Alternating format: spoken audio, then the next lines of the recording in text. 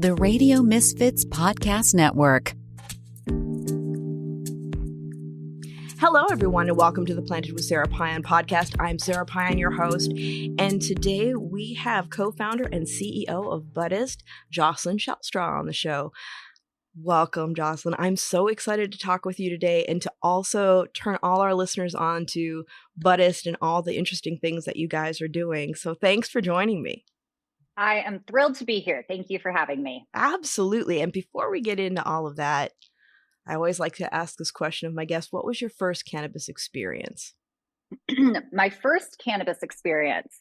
Okay, so probably not too far off from what I would imagine many of the people that you've had on the show. But my first experience, I was probably 15 years old. I grew up in Orange County, and cannabis has been a big part of the culture down here for a long time.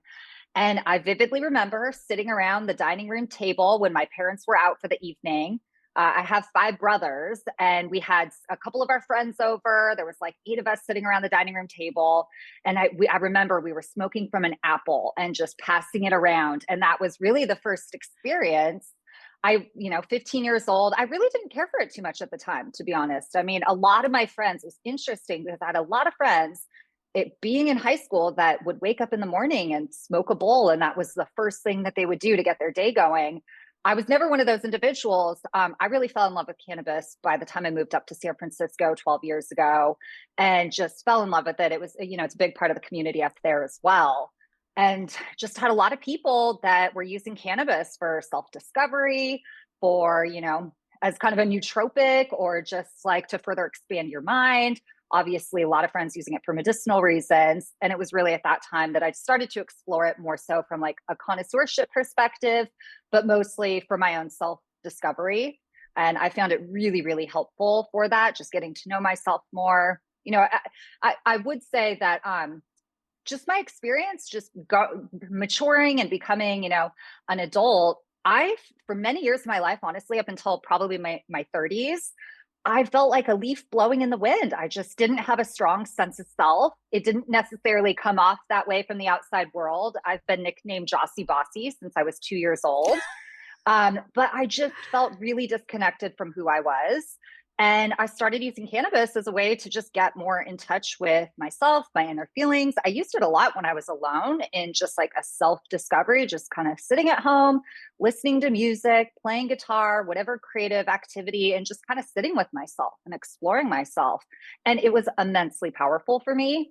It's really one of the reasons that I'm just so vocal about my journey in that regard, because I think a lot of what people are struggling with in our society as a whole is the lack of connection to themselves, which then prevents them from truly connecting with other people. And anything that we have in our world that can help facilitate that, I'm just all about it. And cannabis has really been that for me. It's my primary outside of the community, which is really the other piece that I'm just so passionate about. Yeah, agreed. And it's interesting, you were talking about like trying it when you were younger. It didn't appeal to you as much, but it's like as it in the past like decade, it has changed so considerably. And it really is that call for pause and for grounding, and the fact that you don't necessarily have to be into the euphoric effects to benefit from it. I know for myself, like I like euphoria as much as an ex person, but during the day for me, THC in certain amounts can be kind of distracting. So I keep it very low, and I like to use CBG for mental clarity and to get things done. And like you, I found that it in the right amounts, too much, I will be totally in my head and no fun. But just enough, it gets me out of my head and does allow me to be present and not really think so much about the things that just are just distracting in life. 100%. Well, and let me add this, because this is like, I think another part of the conversation that we need to be having as a community, as an industry. For many years, I honestly used it to check out. I used it to completely disconnect. So it took me, I hear a lot of people talk about this, where cannabis is truly a reflection of where you're at in your individual life. And so if you're not wanting to be here, you're not wanting to be present, that's then the experience that you're going to have. And I can just say that from personal use, that's certainly been my experience. And now I just, in general, just try to I like to explore everything that I can. Like I really try to live my life without bounds and have an open mind towards anything. And I think that that's just a really important aspect of it, but it's going to be a reflection of where you're at in your own personal journey. Yeah, well, and that really, you're saying that really illustrates, you know, the many ways that cannabis is biphasic. You can have, if we were talking about like just the usage itself and the chemistry, smaller doses tend to stimulate, larger doses tend to sedate. But then when you talk about, the social use, or as human beings, I always say we're constantly striving for homeostasis, and sometimes our thermostats are off, and that's when things get problematic, and we have to talk about harm reduction in our relationship to everything we put in our bodies. But you're right, like Yes. it's the more conversations we have about it, the more people can be aware, because so much in the past, when we look at cannabis, people automatically just looked at it as, a way to check out, or almost accusingly with other people saying, oh, you're just checking out. And I'm not saying that there isn't a time or a place for that too, because, I know there are some days where I just want to shut the brain off. And that's when I like done for the day, close the laptop, smoke a joint, sit in the yard. Yep. There you go. There you go. But tell me, so when you and I first met, we briefly met when we did a panel together many moons ago. And I think you hadn't been in the industry very long at that time. So it was quite a while ago. I think that may have been 2018. Yes. I think so. And that was when I first entered the industry. Yeah. Yeah. And that was like, I remember you were really geeking out on data, which I thought was like fascinating. So how did you make the shift from being a data geek to, and I know that there's data also with like Buddist and what you're doing, but to get into this, which is definitely like the impression I get from this is that it's more of a anophilistic approach to cannabis, where we're looking at more of the qualities and the experience rather than the hard data behind like, consumers and things like that. Not that they can't be meshed, but it seems like you've gotten like there's a little more creativity that's going into this new project that you're doing. Yes, definitely.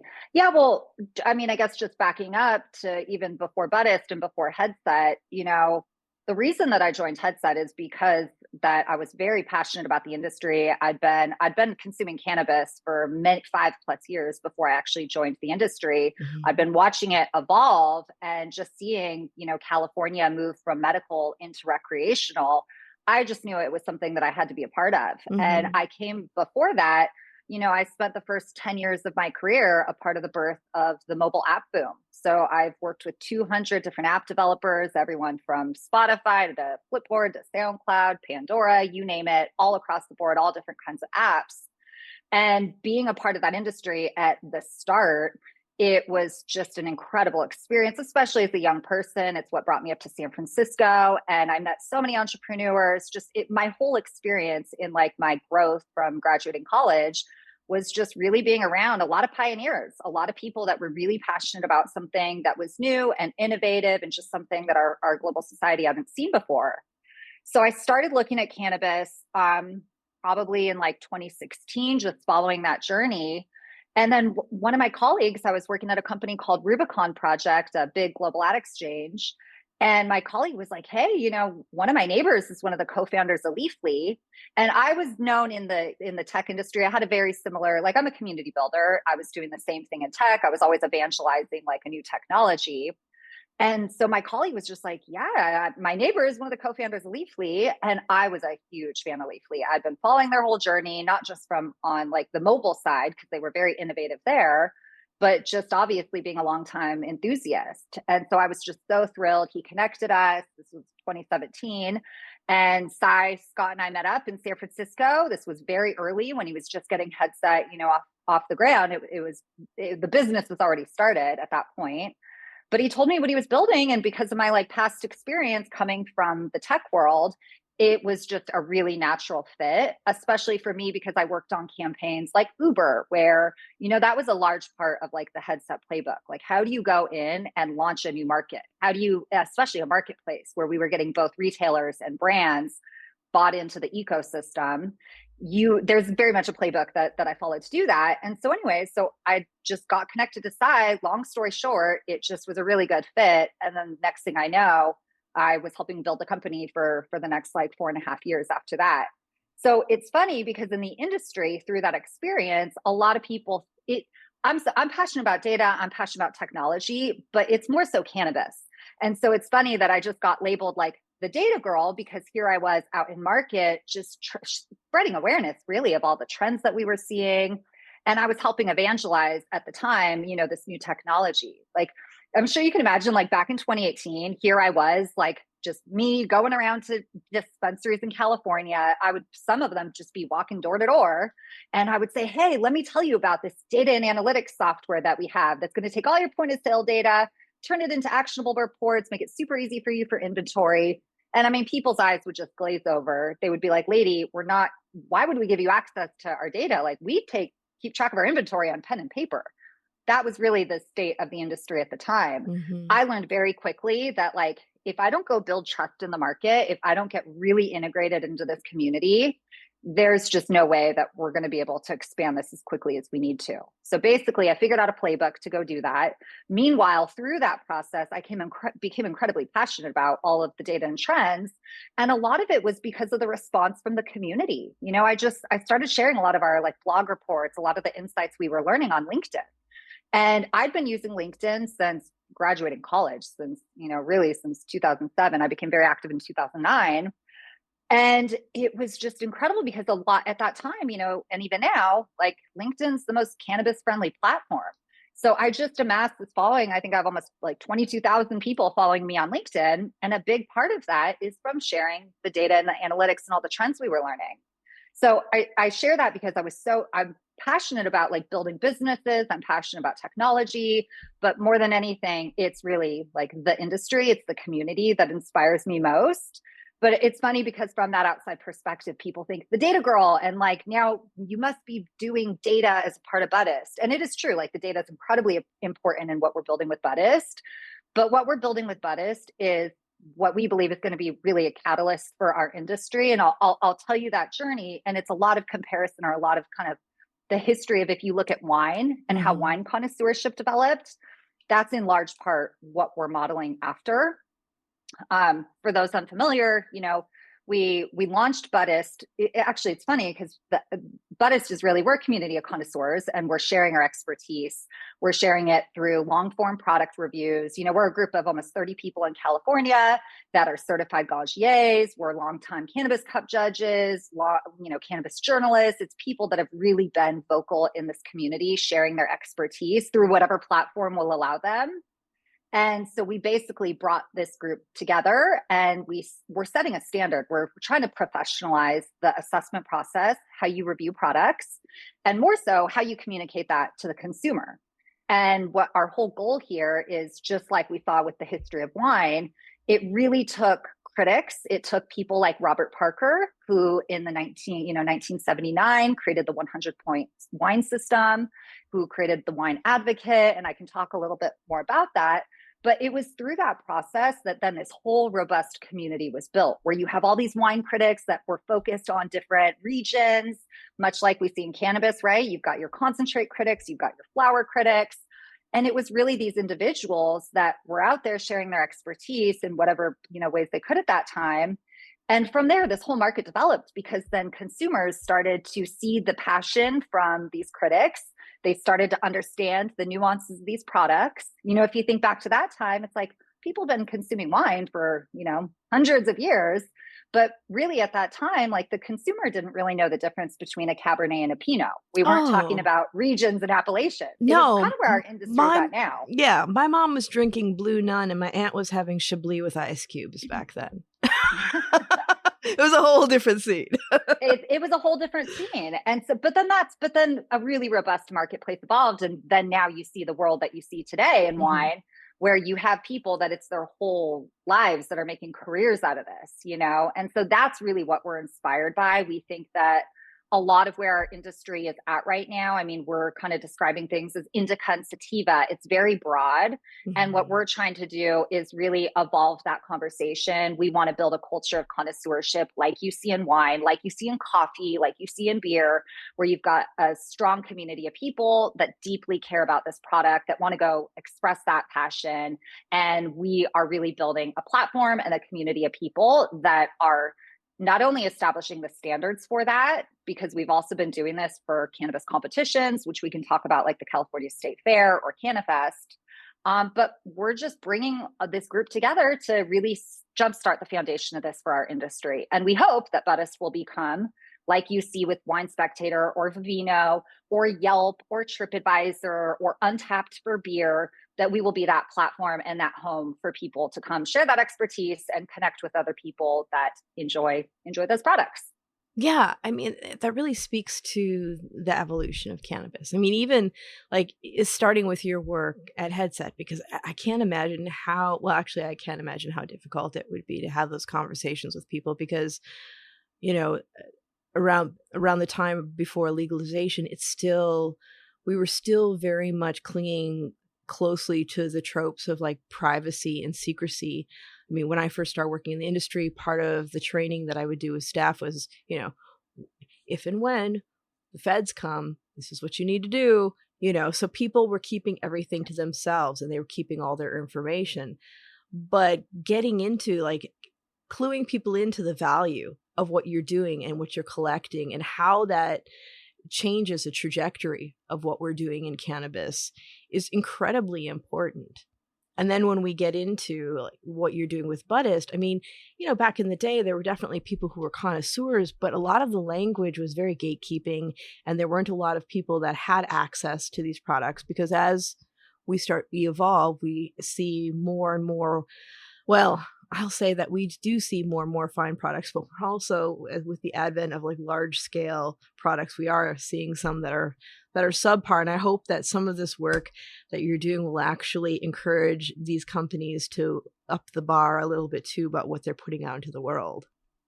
Oh, 100%. And we're already seeing it happening. I mean, we publicly debuted the company in this last March. So over this last 6-month period, we've participated or hosted 20 different events, which basically how we're activating is it's like a wine tasting. We've got our Buddists that are there that guide people through a tasting.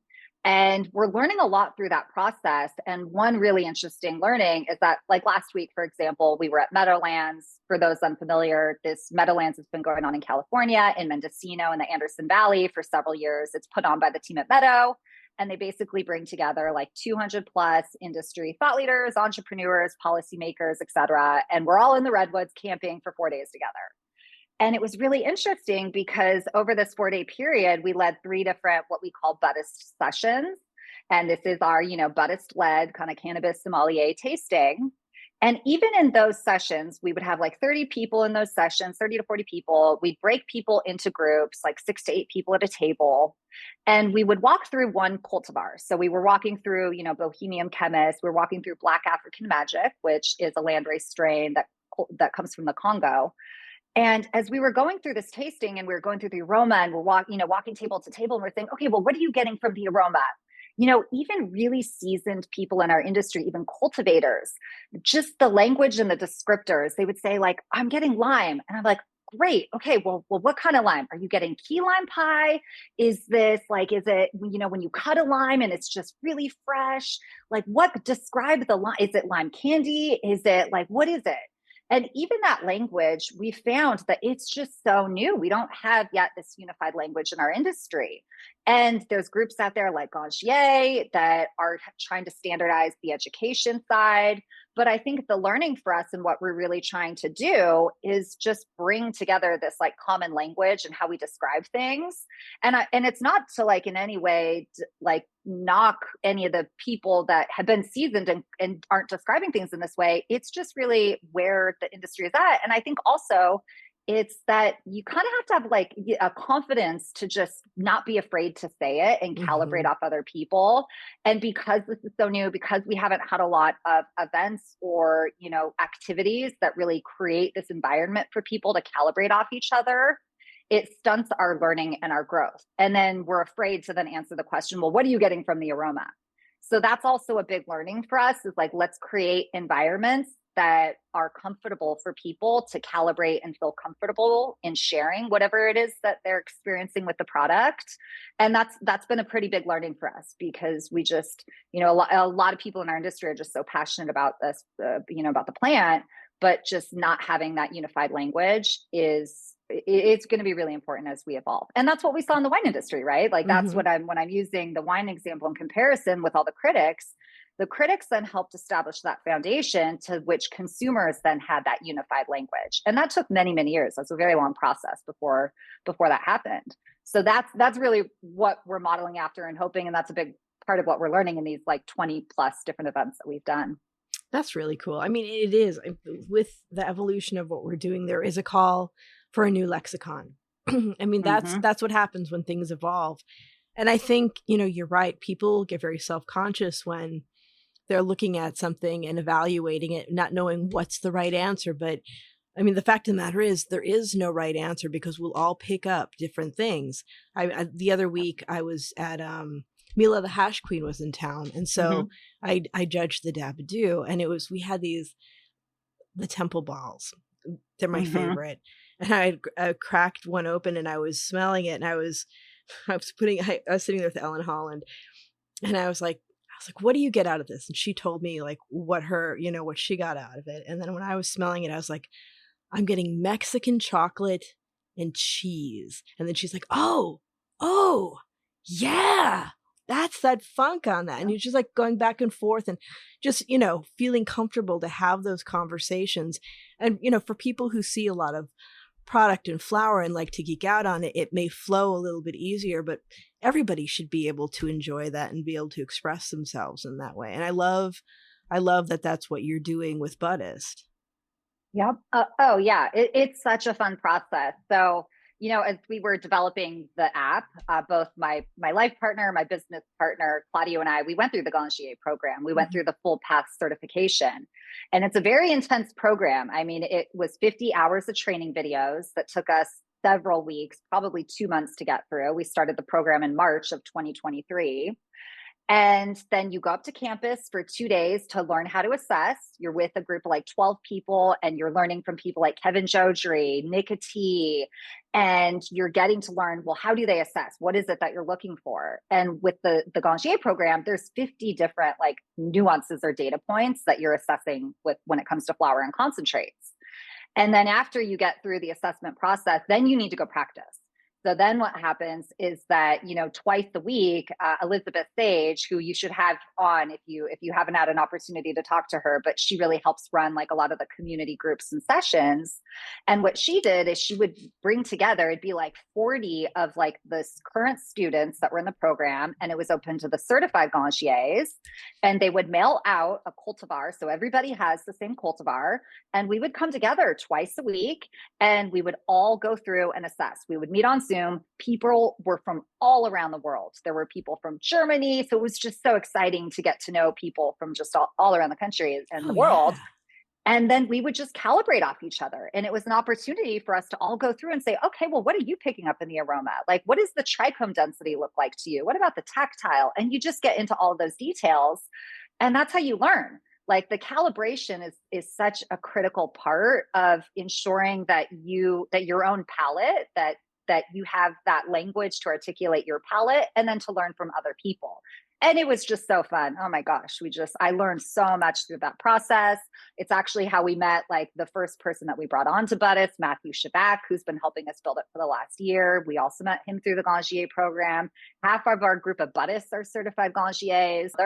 And then also through reading each other's reviews in the app, it's expediting our learning process tenfold. It's just really incredible. So I just can only imagine what it's going to be like when we have opportunities for more people that are interested in this to really participate in that process. Yeah. One of the things that I find fascinating about our work is we're always learning new stuff. Oh yeah. And it's not about like wrong answers. I mean, it evolves. Because like I remember back in the day, like having these conversations where people used to say, oh, if you have, mango when you're consuming, it will intensify the effects. We've learned that that's not true, but we've also learned a lot more about like myrcene and how, one of the most prevalent terpenes, like how that affects not only aroma, but, the spectrum of feel. And it's just, I mean, for somebody who likes to learn all the time and needs to be constantly stimulated, cannabis is an excellent avenue for that. And for people who, for people who may not be aficionados, but are kind of curious, what do you think it would be some of the high points of them, like looking at Buddist and how could they utilize that to deepen their experiences? Well, right now it's not going to be the most intuitive for someone who's new to they'll be able to use it as a way to learn. I think a lot of people are coming in and they're reading the language. They're reading how people describe products, and they're getting a great amount of understanding of what the effects of these products may be like. But with anything where you're kind of building like a new idea or market like this, and I'll give some examples in a moment here, but you really need to go out and get your like quote unquote early adopters. You need to get the people who are already out and doing this to help evangelize and normalize it. So a lot of what the experience is today is more so focused on connoisseurship, and it's in the app, or just like the experience of a Buddhist event is certainly going to be geared towards people that are kind of curious, but they're really interested in diving into the world of cannabis. It's not necessarily yet for the person who's just like, oh, I don't, like maybe on the fence, like, but that's how you start something like this. And then naturally it's going to evolve and more people will it'll become normalized, but we have to start somewhere. And this is just simply so new for our industry. And, here's an example or an analogy that I give a lot that I think really helps understand like the bigger picture or give some kind of frame of context to what I mean. Okay, so if we think about food and the world of food critics, Yelp launched as a platform in 2004 in San Francisco. And just for the first year of Yelp's business, they were just in San Francisco proper. And at that time, people think about how people understood about restaurants. At that time, you had food critics, right? You had food critics that were writing for the New York Times and the LA Times and all these different publications. You had Michelin and you had Zagat. But you didn't really, that's really where consumers would learn about restaurants, right? But what Yelp did is Yelp really democratized the process, because what Yelp did is they went out and created what they called their Yelp Elite program that still exists today. Actually, a few of our Buddhists, Luna Stour, who was on recently, was part of the Yelp Elite program very early on. I never realized that. And what Yelp did is they went and they got their most active users on the platform. And they said, hey, we're going to give you guys you can go to restaurant openings where you're getting like free products, like their most engaged users who are writing reviews on the Yelp website. They incentivized them. They invited them into the community. And it was those Yelp Elite individuals that went out and evangelized the concept of Yelp. And then it grew to what you see today. Whereas now it democratized the process where anybody could be a restaurant critic today, right? The same thing happened with movies, with Rotten Tomatoes. Rotten Tomatoes has that dual score rating system. You've got hundreds, thousands of movie critics on Rotten Tomatoes, but then you've got your everyday individual. And both opinions are equally as important. So even though we're starting the Buddhist platform in our community with our group of critics, it's the nature of where we're at as an industry. And because we need all of us as individuals to go evangelize this so that we can get to the point like you saw with Yelp, and how that had that democratizing effect where then consumers would want to be a part of that process, or like Rotten Tomatoes or TripAdvisor. So that's really like the path that we think that this will take. And in return, we're going to see a really robust community of people develop from this and want to be a part of cannabis and be excited by it. So that's our hope. And that's kind of our plan and what we're modeling after in many ways. Are you looking for a lasting, meaningful way to connect with your audience and highlight your brand? Well, listen up, because Planted with Sara Payan is taking on new sponsors. Here's a powerful stat. 20% of listeners are more likely to support brands they hear about on a trusted podcast. And 60% actually look up that product after hearing about it. That's the power of podcasting. Planted with Sara Payan has a unique draw. With remarkable guests, we attract and engage audience that spans all sides of the cannabis spectrum. Picture your message reaching these listeners time and again. Podcast ads are evergreen, meaning your brand stays relevant as new audiences discover and binge past episodes. It's a long-term investment that keeps on giving. If you're looking for a targeted, passionate audience with lasting impact, the right listeners are here waiting to meet your brand. Visit plantedwithsara.com to get a copy of our sponsorship deck today. I like that. I mean, we don't have anything like that right now. I mean, we do now because you're there. But, it is, if somebody is just looking for a gummy or something like that, there are plenty of places where you can go and browse menus and get some sort of a description. But there really isn't a place for people to be able to just geek out, which I love. Yeah, 100%. Well, and it's not like we're completely coming up with this idea on our own, right? There's been a lot of companies and individuals and groups that have been out there sharing their expertise, whether that's on writing a review on Leafly or on Weed Maps. The challenge, I think, with those platforms and those like homes for people to go do this is it's not inherently social. You as an individual don't understand who that reviewer is. So you don't really know how much weight to put into that person's review.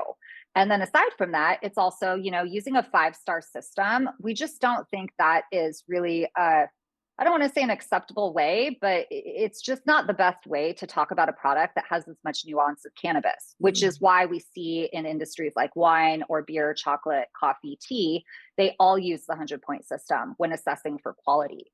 And that's a really important aspect of what we're doing. I think that's a big part of what's novel about what we're doing is that we are using that same 100-point system in wine. We are training everybody on quality. What does it mean when you're rating an 84 versus an 86? So, a lot of that is very new for us as an industry and as consumers, hence why it's so important that we bring people together and educate them on how to be a part of that process. Right. And then when you look at like different flowers, like I remember when I still worked in retail, you would have, and it was before everything was packaged. So we were doing the deli style measuring, which I miss. It was just, that was wonderful. But you'd have somebody who would try like, they'd smell like red Congolese. And some people couldn't get enough of the aroma. It worked really well for their body. Like I used to hear people saying, oh, I use this before I go to the gym. And then you'd have other people who like things that are more relaxing and they didn't like the aroma. And it was like, they thought, oh, this is like the worst thing ever. How do you, with your Buddist, do you have people that specialize in certain areas where they just can totally go off and go deep with that? 100%. Yeah. I mean, most people are focused on one area. So I use the example of like Kevin Jodrey or Nicotee or Jason Pinsky or Luna Stour. Like all of those individuals are trained in concentrates. For example, all of them have been pioneers in concentrates in not only the California market, but globally. And a lot of our critics, they certainly have preferences. We have a lot of flower critics that say, hey, look, I only like sun grown. I don't do indoor. And that is fine with us. The whole point of what we're doing and how we assembled our team of now 28 people is we tried to assemble a very diverse group of people. What happened is we took 6 months to do this. So as we started developing out the app, like physically building it, we then created an editorial guideline that is like almost 50 pages, and it goes through all of the details, how to assess, what you want to write about. And one of the main like objectives and the goals for us and what we're training people on is this isn't about your like expertise and you kind of like waxing on, waxing off about what you like. You should be assessing products objectively based on the brand's intended use case. So if this is a distillate gummy that's a value gummy, then don't be comparing that to a live resin gummy that's a small craft artisan producer up in Humboldt. You want to objectively assess based on the brand's intended use case. So if the brand is saying, I'm creating a value product that's meant for sleep, well, is that product then, did it help you with sleep? And was it a reasonable price point? So that's really, we assembled this team of people I mentioned, as we're developing out the app, we created the editorial guideline. And then at that point, we assembled this team where we're like, okay, let's get the most diverse group of people that we can find when it comes to demographics. We've got people of all ages. We've got people of all ethnicities. Let's look for people with different use cases. There's people that are connoisseurs, like some of the individuals I mentioned, but then there's also people that are medical patients, people like Jackie Hernandez, who's at Kiva, people like Lori Hirsch, who was one of the people that really helped expand Pop and Barkley. We've got Colleen King, who has endometriosis and uses products to help in that regard. So we have a lot of people that are using cannabis for very different reasons. And that was by design, because the whole goal is that when you download the app, and we have an onboarding process where we ask 5 questions about what kind of consumer you are. And what we're doing is then pairing and matching people based off that. So if you say, I'm a daily flower consumer who likes cannabis for spiritual and creativity, we're going to then pair you with the appropriate Buddhist and other consumers and brands and products. Now, what's interesting to your point is that cannabis just affects all of us different based off our endocannabinoid system. And so I think that's what is really important about the process is when you see an individual, because you can see their bio, you can write your bio on the app, you have your picture, you've got those 5 questions that's visible to everybody. You can see the products that they recommend.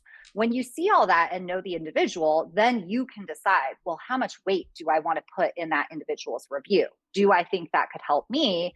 Because I see that this person's using it for endometriosis. They're consuming all these different products. Oh, here's what works for them. Here's what didn't. We're trying to empower the consumer to make the best decisions. And we're doing that by, bringing together a group of people that have a wildly different set of experiences and backgrounds. That's awesome. I was just thinking, as you were talking about this, I was thinking about the brands themselves. What conversations have you had with brands? What's been their impressions? And then as you were talking about this, I was thinking about back when I used to run my compassion program in the 215 days, one of the ways that I used to appeal to brands to donate was I was like, well, if you're creating a new product, you have a bunch of people who can evaluate it before you bring it to market. Are there opportunities for that as well? Like, what are you doing with brands? Yes. Well, so this was a really fun part of our story. We've just had so much support from brands all across the spectrum, large, small, you name it. We have so much support. It's astounding to me every day where all of our group is just getting hit up with people just saying, thank you for what you guys are doing. But again, before we even launched the app and as we were developing it out, because that headset I was selling to a lot of brands. So my networking community, having launched 11 markets over the time that I was at Headset, I'm just so well connected on that side. Also, not to mention my partner, Claudio, he's been in the industry for 10 years. He's owned every license outside of Testing Lab. And he was one of the co-founders of Guild Extracts, pioneer in extraction. So between the two of us plus our team, we're just so well connected. So what happened is that as we were developing out the app, Sara, I went around to probably 200 different brands and I let everybody into what we were building. And these were brands of all kinds. They were all around the state. And I went and we were showing them mocks of the app. We're saying, look, this is what we're going to build for our industry. Do you guys want to be a part of this? Come help us build this. Provide us your product for free. We're going to distribute that product to our critics. We're going to pay them to review it. You're going to then get the feedback. You're going to get all those insights. They're taking high quality photos. And across the board, every brand from your Kivas, your Mammoth Distributions, all through your mom and pop producers like that Good, Bohemian Chemist, you name it. We're just like, hell yes, thank you. We want to be a part of this. And so we already had before we even developed the app out, we had the support of 200 brands. So those were our first really beta set of partners. And we looked for brands of all across the spectrum. Like I said, we were looking for the value brands. We were looking for the connoisseur brands. We were just looking for the brands that are really out there building good products, that quality products in the market. And that we want to help support them. That's part of the big part of our mission. It's a fourfold mission, but one part is how do we help the brands tell their stories in a market where they can't go freely do that? We can't use Instagram without fear of getting shut down.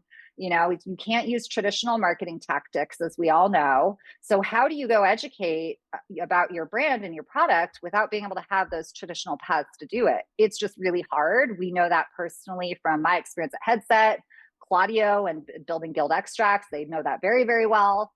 So our hope is that this is really going to help the brands tell that story and connect with consumers that are looking for their products.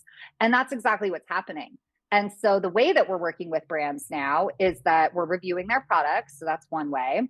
They're participating and sponsoring our events where we're doing these, like, again, like a wine tasting style event. So we will have our Buddhists there and essentially helping them sell it through, because we're the ones that are then, number one, it's the brands that we really believe in. Like, that's been a lot of the partners that we've had. So it's very easy for our team to go sell it through and to help people understand why we're so passionate about it. And then focus groups. Brands have been hitting us up saying, hey, you guys have this incredible group of connoisseurs and experts. Can you review our product and provide us feedback? So we're starting to kick off focus groups, which is a part of our monetization. And then what we're calling Buddist as a service. So it's basically like hire Buddhist, like a sommelier for hire. You can, choose any of our Buddhists and they can come work an event for you, help support you in whatever way you need. So we're just getting all of that going now. We really needed to spend the first 6 months of the business just developing the audience, building trust in the market. And that's essentially what we've been doing since this last March. Because again, like, the app got approved in December of 2023 on my birthday. Both Apple and Google, how crazy is this? On my birthday, Apple and Google approved the app and it went live. So we just took that as a sign from the universe that we are on the right path. And we spent the first 3 months just alpha testing the app, getting the app populated with reviews. We've got over 1,000 products reviewed, and these are very long form product reviews, high quality photography.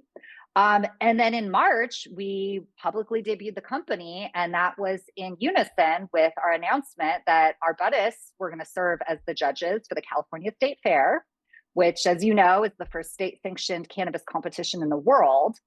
And not only are they going to serve for the judges of the state fair, but also California agreed to on-site sales and consumption and opening the competition to every product category, not just flower and concentrates, or just flower like had been in the 2 years prior.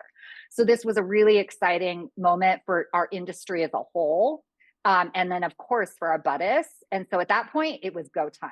So March was really like our public coming out. And for the last 6 months, it has just been the craziest journey where we're working from the moment we wake up till the moment we go to bed pretty much every day. And it's because we're getting so much opportunity coming to us because brands are just supporting what we're doing because it's just so needed out in the market. But to be able to support those brands, and also, kudos to you, because I have worked with several apps and I know how, as a strategic consultant, I know how difficult it is to get approved to go through. Yes. That's especially with something like cannabis, they are very, very touchy. And, the stuff that was going on, like the work that you did with the state fair, was no small feat either. And I know that it inspired former Governor Jesse Ventura. I was talking to him, and that was one of the reasons that he boycotted their state fair, was because they weren't allowing cannabis and consumption at it. So I think that that he's trying to get that going there, inspire people to do some more action and to really take cues from what you all did at the state fair, which is just, that's part of the change. It's a beautiful thing. And when you're looking at, people voting with their wallet. So you have these reviews out, people get excited about these products and they get engaged. And one of the biggest pain points I find for some of our finest producers is the fact that they don't always find their way to the shelves of dispensaries. Do you think that the work that you're doing with Buddist will also help inspire dispensaries to be a little better about their curation of menus as well? 100%. And that's really what the long-term goal is. So right now we're not integrated where you can actually purchase through the app, but that's going to be coming next year. But 100%. So again, going back to wine, and one thing I should say before this kind of comparison, several of our investors and our co-founders are coming from the wine industry and pioneers in wine. Our co-founding team, one of them is Antonio Galloni, who's one of the world's leading wine critics.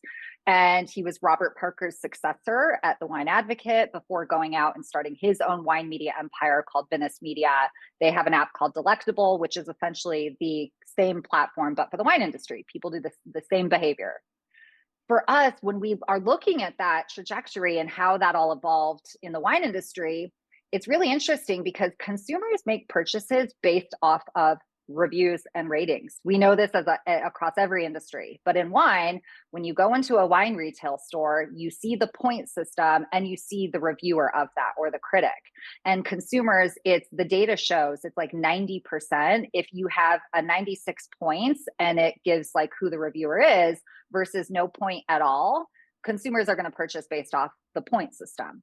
So for us, like, and if you look at wine and someone like our partner Antonio, like he would go out and he would find the smallest mom and pop esoteric producer that was not on the map. And if they got a high score like that, their shipment would sell out over their allotment overnight. It would just move the market.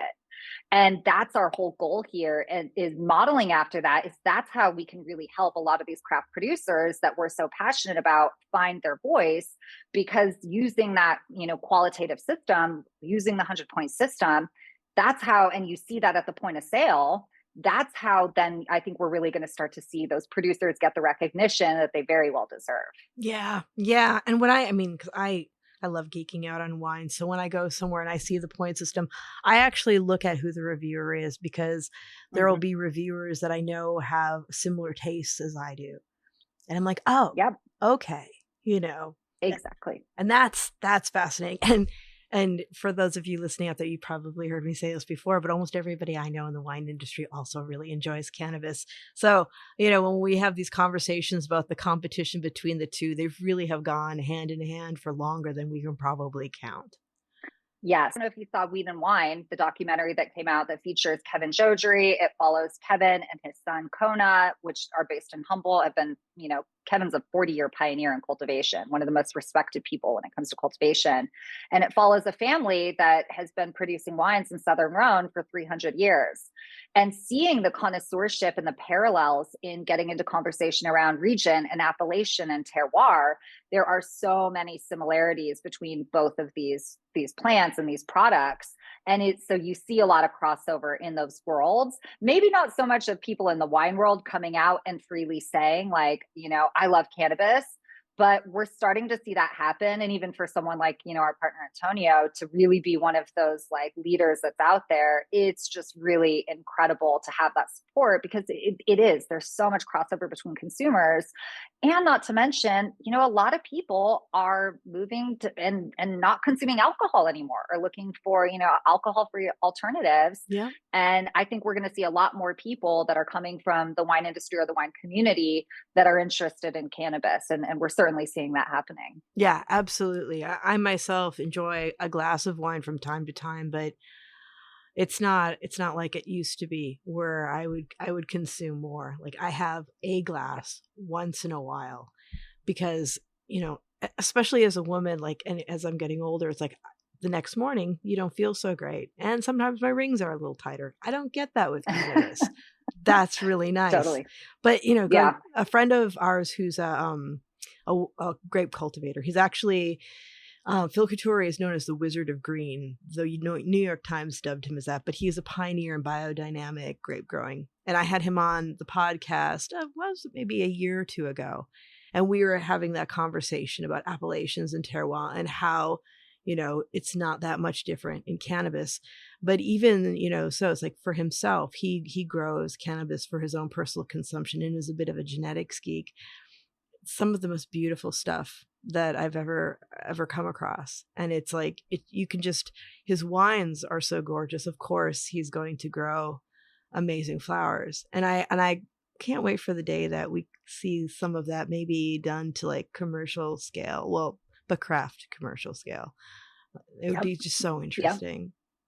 Yep. I mean, this is exactly at the heart of what we're trying to build at Buddist, because it's conversations like this. It's being able to to share that expertise about the appellation and the terroir and start having those conversations. It's just, that's when it gets so fun. Yeah. Like, this is really fun. It's really exciting, from whether you're in the industry or not. It's just something to be passionate about. And I think with cannabis, especially, I'm really passionate. I support every producer out there. I'm so passionate about the industry, but also just like, producers that are growing in the natural environment and just using all of those inputs naturally, to me, that's an art form that is just, I mean, it's just craftsmanship that is astounding to me. The level of detail and attention and thought and care that has to go into this in order to produce something great, it's truly astounding. And I don't think your average consumer really understands that. I think they think, oh, it's a weed, it can grow anywhere.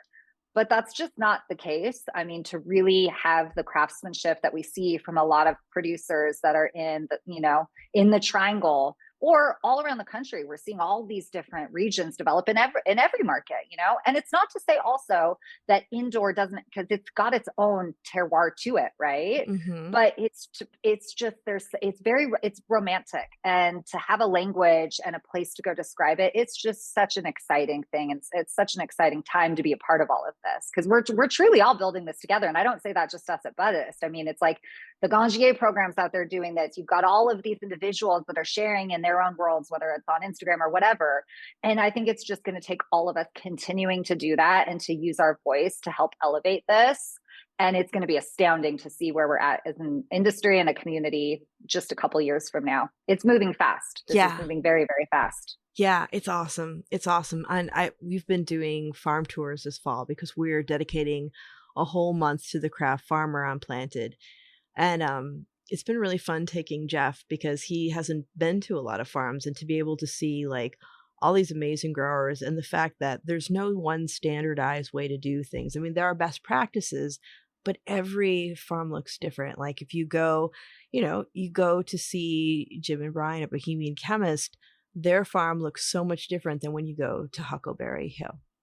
Or if you go to Soul Spirit Farms, where they're doing a lot of really interesting things, but they also have they have the animals there and other things that they're growing amongst the glamping, which is awesome.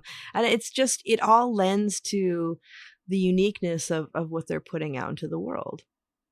Yep. Yeah, absolutely. So what do you see in the next year for Buddist, and what are you excited about?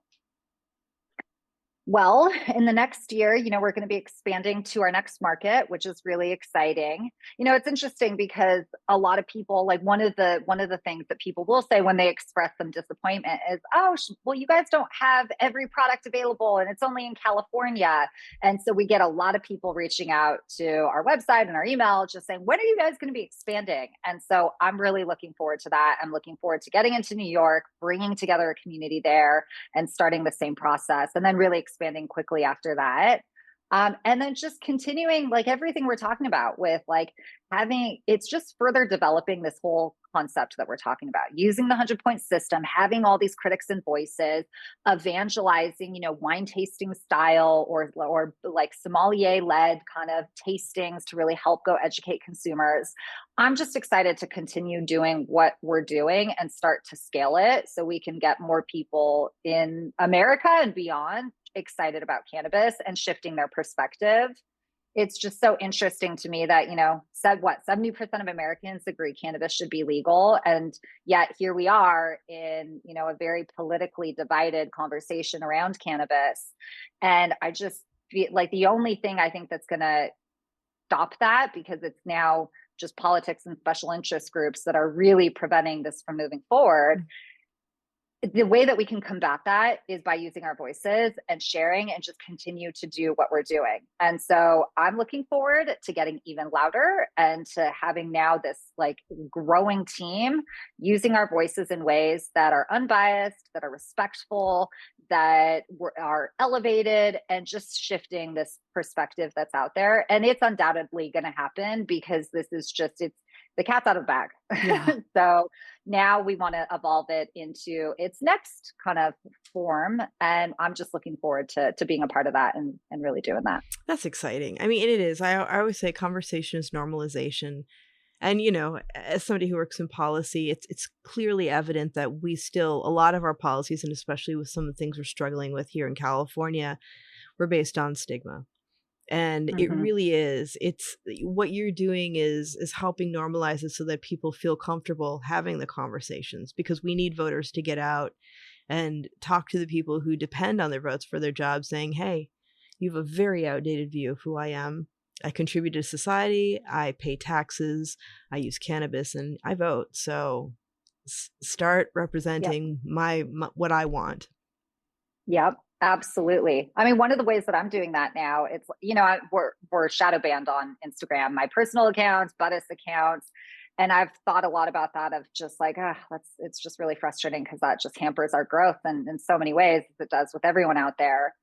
But I've just consciously made the decision of, I'm not going to have my voice stifled to play into the algorithm. And I think that's what we all need to be doing. All of us advocates who are out there that believe in this, we just have to keep sharing, and we can't let that affect us, and just share with your family, share on social if you can, share wherever you can, because eventually it's going to hit that tipping point where it's just the broader masses just realize how absurd this is, the situation that we're in right now. But we have to use our voices to do that. Otherwise, we're just going to be stuck in the same place.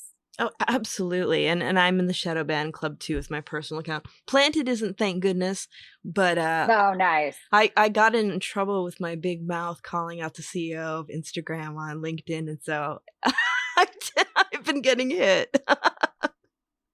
Yep. Oh, well. So it goes. Yep. Yep. So for people who want to follow you, put Buddist on their phone, participate, come to events, how do they do that? Yes. Okay. Well, a couple ways. Well, number one, speaking of the shadow ban, so it's Buddist_official. Unfortunately, through this journey, as many cannabis brands get, you get copycats. So unfortunately, we did have another company that uses 2 underscores that is spoofing our account right now. So make sure not to follow that one. But it's Buddist_official. And unfortunately, you got to scroll down like 10 deep to even find us, but you really have to type in the full name. You can follow me at Jossie Bossy, same issue. But really, please engage with us on the app. You can download it. It's available on Apple and Google. Just type in Buddist, go to our website. The links are all there. Sign up for our newsletter. That's where we share a lot of the events that we're doing in market. We have a newsletter called Buddist Selects that our Buddists share every week, their top product recommendations in the market. And then we share about the events that we're doing, and we're doing a ton of them. Like I said, we've done 20 events over the last 6 months. And so we are really out there active, and our community is open to anybody that wants to be a part of this. And so we just invite you to come join, whether that's through the app and sharing your own, recommendations and reviews. Come to one of our events, follow us on social, reach out on LinkedIn, whatever it may be. Like, we're going to build this as a community together. And if you believe in the mission and what we're doing, then I just invite you to connect in whatever way makes sense for you. That's awesome. I can't wait to see what you do across the states and internationally, because I know that's going to happen too. It's really important that we have your work and your voice out there. So thanks for being there, keeping at it, and creating that engagement. Oh, well, thank you. I'm so happy to know you all these years and just evolve together. And I just really appreciate everything you do of just highlighting entrepreneurs in our community. And so thank you for your support. Thank you. And we will continue this conversation another time. You have to come back and we have to geek out some more. Let's hang and have a puff. That sounds good. Thank you. And everyone, remember, if you like listening, please give us a review, share it with a friend. Let us know what your favorite episodes are. And if you'd like to stay in touch over social media, we are Planted with Sara Pion on Facebook and Planted with Sara on Instagram and Twitter. You can also go to our website, www.plantedwithsara.com, or listen to us on our parent network, Radio Misfits Network, where there are other great podcasts, like one of my favorites, the Winemakers Podcast. So check it out. You can listen to Planted wherever you listen to your favorite podcasts, whether that's Pandora, Spotify, Amazon, Google, Apple, Stitcher, TuneIn. We are there. So join us. And until next time, stay curious, stay safe, and remember, it's a wild world out there. Be good to one another. Until next time, take care.